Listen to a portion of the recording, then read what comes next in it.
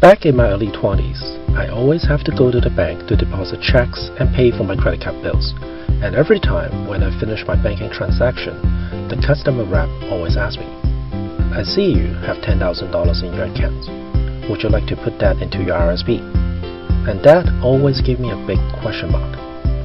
Hi guys, today I will go over the 5 W's about the Registered Retirement Saving Plan, or commonly known as the RRSP.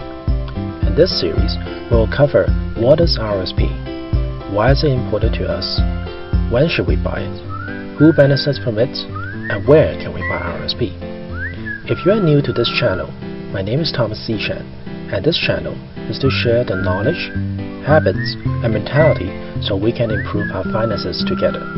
So, if you like the content, make sure you give me a big thumbs up and share it to your friends. Let's take a look at the income tax system first. In Canada, the income tax is a progressive rate, which means the more you make, the higher tax bracket you're in.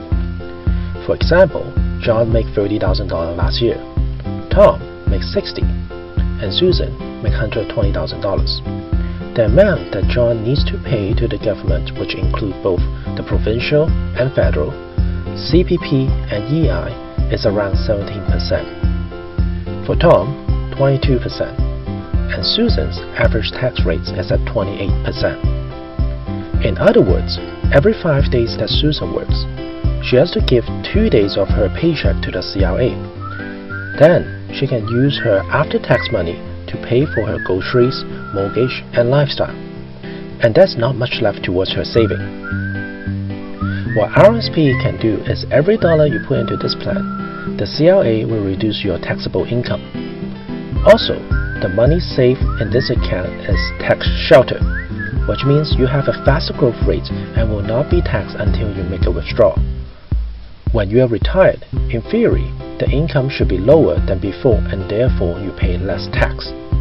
So RRSP is a great tool to start, especially if you or your spouse is in a high income tax bracket, or retirement is one of your major focus. Also, it helps for your first home purchase or going back to school for further education.